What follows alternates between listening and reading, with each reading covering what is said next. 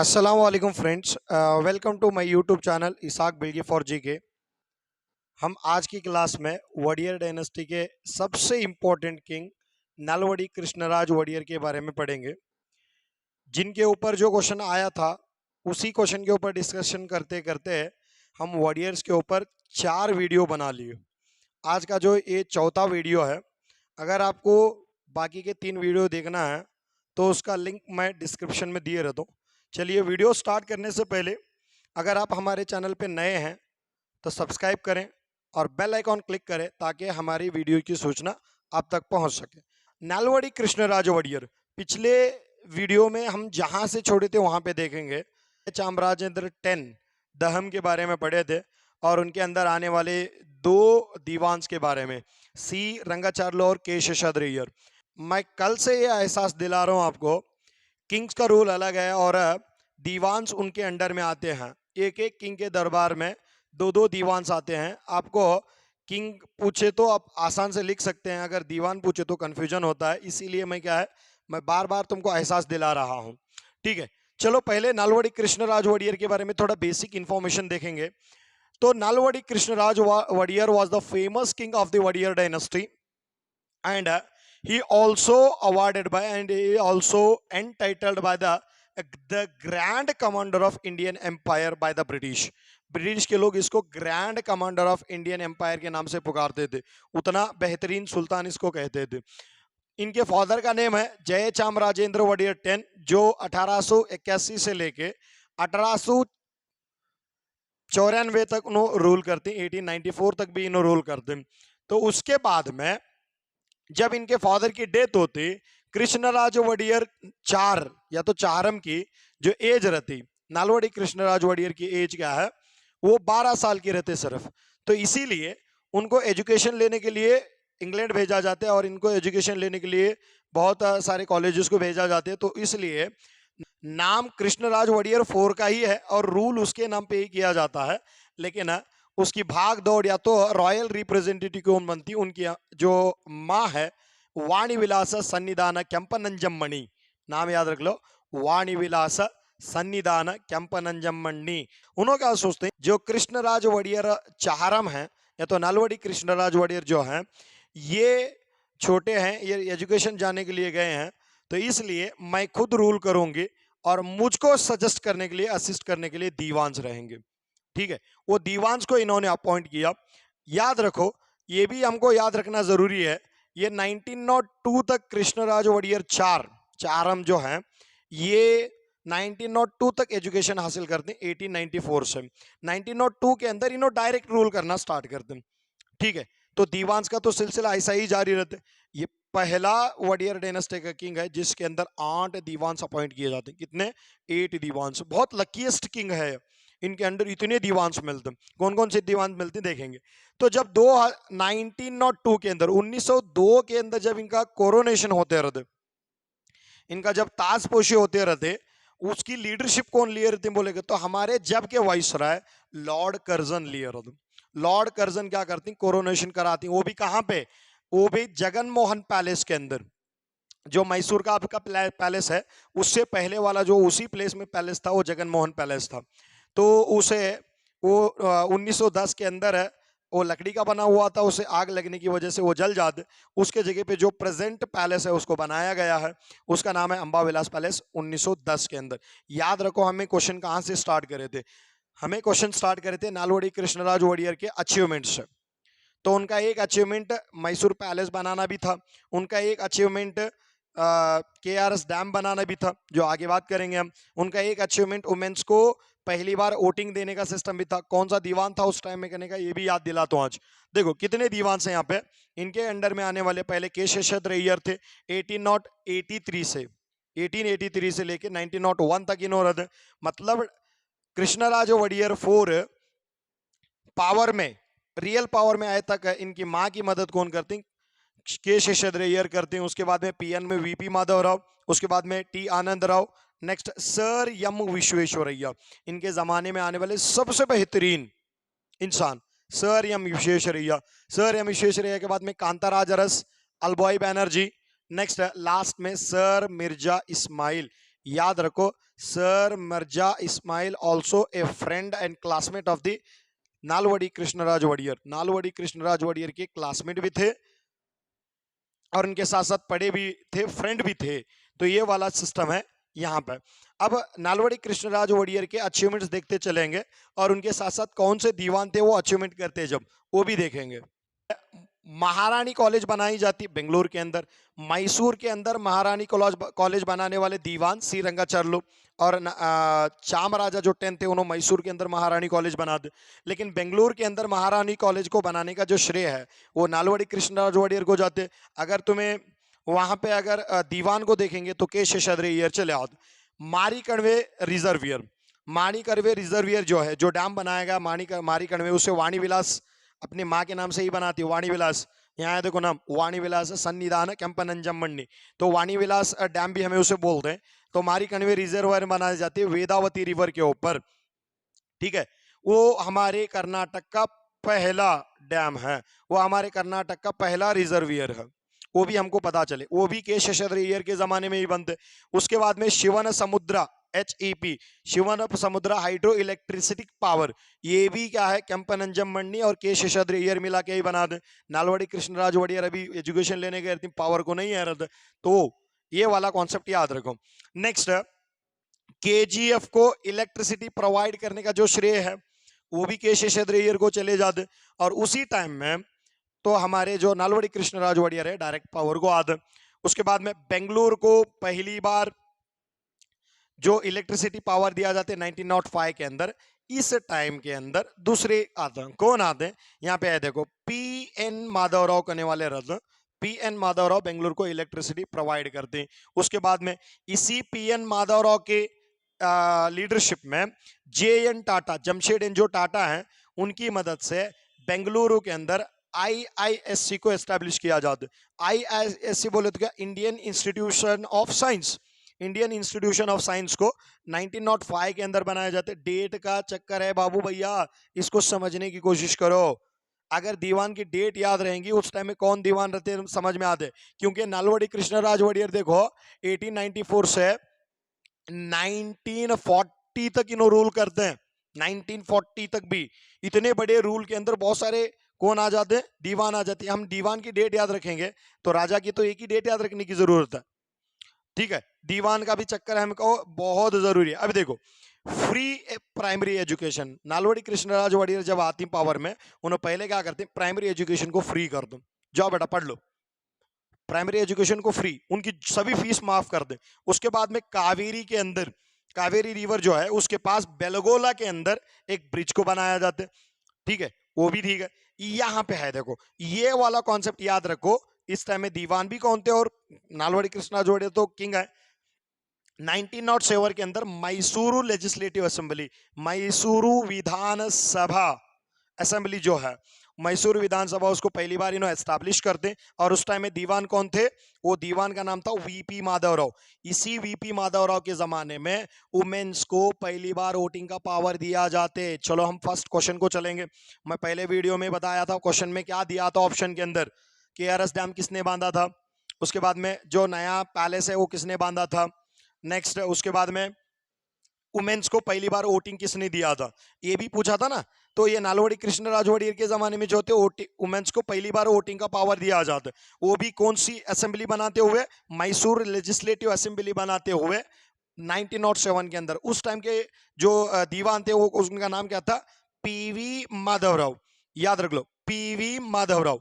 तो इसी PV माधवराव के लीडरशिप में क्या है, कनिगिनाल कोऑपरेटिव सोसाइटी, कनगिनाल कोऑपरेटिव सोसाइटी, ये पहली इंडिया की पहली कोऑपरेटिव सोसाइटी है, कनगिनाल कोऑपरेटिव सोसाइटी बनाया जाता है। ये भी दिमाग में याद रखो, क्लियर है पॉइंट। उसके बाद में आती कौन है, हमारे T आनंदराव। T आनंदराव का बहुत बड़ा कंट्रीब्यूशन है। क्या T आनंदराव को कंट्रीब्यूशन है, मैसूर इकोनॉमिक जो कॉन्फ्रेंस थी। चलो फिर क्वेश्चन की तरफ आएंगे। मैसूर इकोनॉमिक कॉन्फ्रेंस के बारे में पूछा था, कब चला, कौन चलाए थे, नालवड़ी कृष्णराज वडियर, लेकिन तब के दीवान कौन थे, T आनंदराव। इकोनॉमिक फॉरन के टाइम को T आनंदराव, मैसूर पैलेस बनाते जब T आनंदराव, यहाँ पे आए देखो, KRS डैम बनाते जब T आनंदराव ही थे। सर क्या बोलती हैं सर, KRS डैम बनाने का जो श्रेय है वो सर एम विश्वेश्वरैया को चला जाता है। यस, तुम्हें भी सही है। उसके इंजीनियर के कौन थे? सर एम विश्वेश्वरैया थे, लेकिन उस टाइम के दीवान टी आनंद राव थे। देखो, KRS डैम बनाने के लिए टी आनंद राव, सर एम विश्वेश्वरैया का इस्तेमाल करते। लाल बाग के अंदर ग्लास का जो पैलेस है उसको टी आनंद राव बनाते हैं। मैसूर का जो अंबा विलास पैलेस है उसको टी आनंद राव बनाते हैं। नेक्स्ट ट्यूबरक्लोसिस एक हॉस्पिटल बनाती, वो भी टी आनंद राव बनाते। तो नालवड़ी कृष्णराज वडियर के अंडर में ही है। नेक्स्ट मैसूर कॉन्फ्रेंस के अंदर वो भी टी आनंद राव बनाते। तो ये वाला कॉन्सेप्ट हमें समझना। अभी देखो, हमारा जो पहला क्वेश्चन था वो क्या था? नीचे दिए गए जितने भी खिदमात हैं वो नालवड़ी कृष्णराज वडियर के हैं। यस, वो कौन कौन से हैं, या तो ये कौन दिए थे अगर पूछे थे तो पहला ऑप्शन था तुम्हारा KRS डैम किसने बनाया? KRS डैम नालवड़ी कृष्णराज वडियर ने बनाया, लेकिन उस टाइम में जो कौन थे दीवान टी आनंद राव थे। Yes sir not? हाँ, उस टाइम में इंजीनियर कौन थे? सर एम विश्वेश्वरैया थे। देखो क्या बात है, ठीक है। उसके बाद में इकोनॉमिक फोरम किसने बनाया? इकोनॉमिक कॉन्फ्रेंस पहली बार किसने चलाया? टी आनंद राव ने। मैसूर पैलेस किसने बनाया? टी आनंद राव ने। तीनों उसके ही हैं। वुमेन्स को वोटिंग देते जब कौन आते? वो वुमेन्स को वोटिंग देते जब 1907 के कौन आते? VP माधवराव। समझ में आ रहा है? अभी बेंगलुरु को इलेक्ट्रिसिटी मिलते जब कौन थे? और JN टाटा का जो इंस्टीट्यूशन है, जो इंडियन इंस्टीट्यूशन ऑफ साइंस कौन बनाए? वो थे PN कृष्णमूर्ति। ये दीवान का चक्कर है, इसको समझने की कोशिश करो। अब थोड़ा आपको ज्यादा कंसंट्रेशन के साथ और ध्यान के साथ देखना पड़ेगा, क्योंकि नालवड़ी कृष्णराज वडियर के ज़माने में आने वाले 8 दीवानों में सिर्फ 2 दीवान बहुत ज़्यादा फेमस रहते हैं। एक सर एम विश्वेश्वरैया, उनका पूरा नाम था मोक्षगुंडम विश्वेश्वरैया। उसके बाद में सर मिर्ज़ा इस्माइल। ये 2 नाम बहुत आला तौर पर हमें देखते हैं, और इनके ऊपर TET के अंदर बहुत साल बाद भी क्वेश्चन भी हुआ। तो सीधा देखेंगे, सर एम विश्वेश्वरैया 1912 से लेकर 1918 तक इन्हों काम करते हैं। तो इनको the father of Indian economic plans भी कहा जाता। इंडियन इकोनॉमिक प्लान्स का फादर कहा जाता है, क्योंकि एक इंजीनियर भी थे, एक इकोनॉमिस्ट भी थे, और बहुत अच्छे इकोनॉमिक्स के बुक्स भी लिखे हुए हैं। तो इन इकोनॉमिक प्लान्स को इंडिया में पहली बार इंट्रोड्यूस करते हैं मैसूर स्टेट के अंदर। आगे जाके हमें इंडिया में उसे अप्लाई करते हैं, इसीलिए उन्होंने एक बुक लिखते हैं। बुक का नाम है a planned economy for India. बहुत बार एग्जाम में पूछा, हाँ, a planned economy for India in the year 1934। इनके अलावा बहुत सारे बुक्स हैं इनके, लेकिन ये बुक की खासियत ही कुछ अलग है, a planned economy for India. और इनको मैसूर का स्कल्पचर या तो मॉडर्न मैसूर का क्रिएटर, और मौमार और मुसव्विर करने का वर्ड इस्तेमाल करते हैं। मैसूर का, जदीद मैसूर का मौमार और मुसव्विर कहा जाता है, ठीक है। Sculpture and creator of the modern Mysore state. Modern Mysore state, वो हमारा स्टेट है, इसीलिए मैं कर बोल के लिखे हूँ मैसूर स्टेट है। तो उसके बाद में क्या होता है? मोक्षगुंडम विश्वेश्वरैया, इनके जो आबा व अजदाद थे, इनके जो पूर्वज थे, वो आंध्र प्रदेश के मोक्षगुंडम में रहा करते थे। वापस उन्होंने आए कहाँ पे? मुद्देनहल्ली, चिकबल्लापुर डिस्ट्रिक्ट के मुद्देनहल्ली के पास आए थे, यहाँ पे रहना स्टार्ट करे थे। तो सर एम विश्वेश्वरैया की पैदाइश यहीं पे होती है, उन्होंने यहाँ पे ही पैदा होते हैं, उनकी बर्थ यहीं पे ही होती है। बर्थ होती है कब? 15 सितंबर। इसी 15 सितंबर को हर बार भी हमारी गवर्नमेंट नेशनल इंजीनियरिंग डे के नाम से भी हमें उसे मनाती हैं, वो याद रखो। 1861 के अंदर पैदा होती। ये डेट बहुत इंपॉर्टेंट है, हाँ, डेट्स के बारे में याद रखो। तो इनको 1912 में मैसूर के पहले 1912 से पहले मैसूर के अंदर इंजीनियर बन के काम कर रहे थे, जैसा कि KRS डैम का काम कंप्लीट करे टी आनंद राव के पीरियड में। तो टी आनंद राव के बाद में क्या है, ये इंसान 1912 में मैसूर का क्या बन जाते? मैसूर का दीवान बन जाते, और 18 तक भी अपना काम करते। ठीक है, देखो यहाँ पे लिखे सो KRS जो डैम है, तो KRS डैम को 1911 में इंजीनियर रहते हुए बनाते, उसे कन्नम्बाड़ी का वहाँ एक कट्टा बनाते, और वहाँ पे उस डैम को ऑटोमेटिक गेट्स लगाती पहली बार। देखो वाह क्या सीन है, ऑटोमेटिक गेट्स। इतना बेहतरीन इंजीनियर आपको कहाँ मिलेगा? ये मैसूर स्टेट की एक सौभाग्यता थी कि ऐसे हमारे इंजीनियर हमको मिले, और ऐसे एक दीवान हमको मिले। इन्होंने पहली बार कन्नड़ा लैंग्वेज के अंदर मैसूर स्टेट का बजट को अनाउंस किया। कन्नड़ा लैंग्वेज के अंदर मैसूर स्टेट का बजट अनाउंस कर दें और अनाउंस तैयार भी कर दें। उसके बाद में ये सबसे इंपॉर्टेंट पॉइंट है, जो ये सबसे इंपॉर्टेंट पॉइंट क्या है, एसबीएम को स्टार्ट किया 1913 में। मैसूर की इकोनॉमी को सुधारने के लिए एसबीएम को स्टार्ट किया। सर एसबीएम बोले तो क्या, state bank of Mysore, SBM, state bank of Mysore को स्टार्ट करने का जो श्रेय है वो सर एम विश्वेश्वरैया को जाता है। इंडस्ट्री को पैसा देने के लिए, इंडस्ट्री को बनाने के लिए, पैसे को सपोर्ट करने के लिए उन्होंने एक बैंक इंडस्ट्री भी स्टार्ट करते, Mysore chamber of commerce and industries. Mysore chamber of commerce and industries, industry को इतना ज्यादा सपोर्ट करते हैं कि तुम इमेजिन भी नहीं कर दो। तो पूरे जो स्टेट की डेवलपमेंट है वो इंडस्ट्री के ऊपर टिकी है बोलते हो ना, इसीलिए क्या बोलते हो ना, इंडस्ट्रीज और पेरिश। ये उनका कॉल था, ये उनका स्लोगन था, इंडस्ट्रीज और पेरिश। सनत बनाएं वरना बर्बाद हो जाए, इंडस्ट्रीज और पेरिश। सनतों के बारे में उतना ज्यादा इंपॉर्टेंस देते। इन्होंने पहली बार कंपलसरी एजुकेशन को इंट्रोड्यूस किया कर्नाटका के अंदर। पहली बार primary compulsory education, primary education देना है कर बोल को बोले थे नालवड़ी कृष्णराज वड़ियर, इन्हों बोलते हैं प्राइमरी एजुकेशन की फीस भी माफ है और फ्री कंपलसरी एजुकेशन हम देंगे प्राइमरी की। तो ये बात इन्होंने कर दी। उसके बाद में सर एम विश्वेश्वरैया एक इंजीनियरिंग कॉलेज खोलते बेंगलुरु के अंदर। बेंगलुरु के अंदर उनके नाम से ही एक विश्वेश्वरैया इंजीनियरिंग कॉलेज खोलते, ये भी एक इंपॉर्टेंट पॉइंट है। इंडस्ट्री को सपोर्ट करने के लिए चामराजा जय चामराजेंद्र जो थे, सॉरी चामराजा जो 10 थे, उनके नाम के अंदर क्या है, एक टेक्निकल इंस्टीट्यूशन ओपन करती कहाँ पे, मैसूर के अंदर। इसके साथ साथ बहुत सारी चीजें उन्होंने एस्टैब्लिश कर दे, लेकिन सबसे इंपॉर्टेंट पॉइंट एक आया देखो यहाँ पे, ये वाला सबसे इंपॉर्टेंट पॉइंट, इसके अंदर ही सबसे इंपॉर्टेंट पॉइंट क्या बोलेगा, तो मैसूर यूनिवर्सिटी, कर्नाटका स्टेट की पहली यूनिवर्सिटी मैसूर यूनिवर्सिटी को 1916 में स्टार्ट करने वाले इंसान कौन थे, सर एम विश्वेश्वरैया, नालवड़ी कृष्णराज वड़ियर के अंडर में। समझ में आ रहा है कि नहीं यार। उसके पहले चांसलर कौन थे साहब, पहले वाइस चांसलर, उसके पहले वाइस चांसलर थे नंजुंडैया, याद रखो इस नंजुंडैया का नाम बहुत इंपॉर्टेंट है। उसके बाद में अपने नाम से विस्को, भद्रावती के अंदर विस्को बना दे, ये क्या सर विस्को विस्को का मीनिंग है Visvesvaraya iron and steel company. तो विश्वेश्वरैया आयरन स्टील कंपनी को भद्रावती के अंदर बनाया जाता, याद रखो इसको बनाती 1916 में इसका पहले क्या करते, Bhadravati iron and steel company. इसको 1923 में इसको रीनेम किया जाता Visvesvaraya iron and steel company के नाम से, ठीक है। उसके बाद में सैंडलवुड ऑयल की फैक्ट्री इन्होंने बनाती मैसूर में।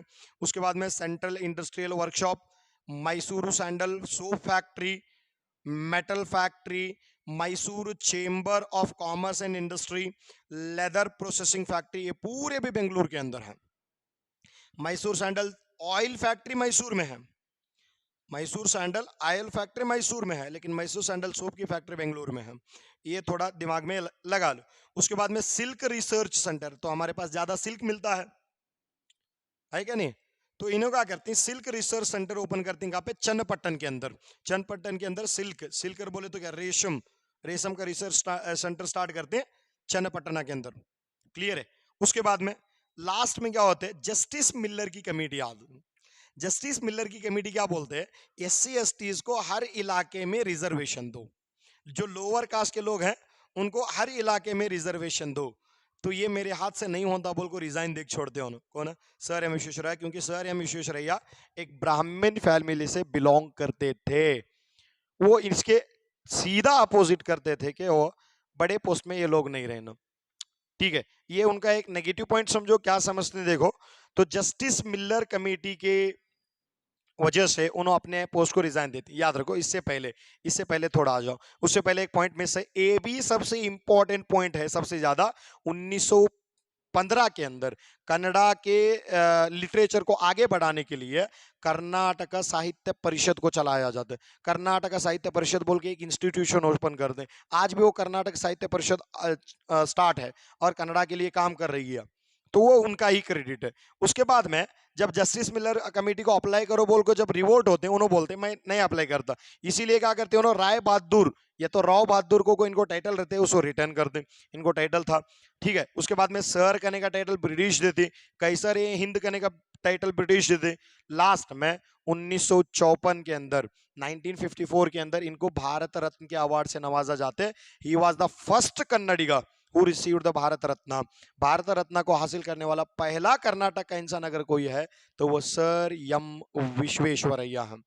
तो ये सर एम विश्वेश्वरैया की कहानी थी।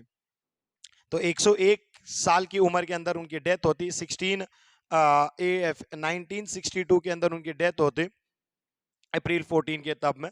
तो सर एम विश्वेश्वरैया इस दुनिया छोड़ के चल जाओ। ये बेहतरीन इंसान के कुछ बेहतरीन पॉइंट्स। तो उम्मीद है कि हमारा सभी कॉन्सेप्ट आपको वॉरियर डायनेस्टी का समझ में आया होगा। फिर मिलेंगे अगले वीडियो में एक नए कॉन्सेप्ट के साथ, तब तक के लिए अल्लाह हाफिज।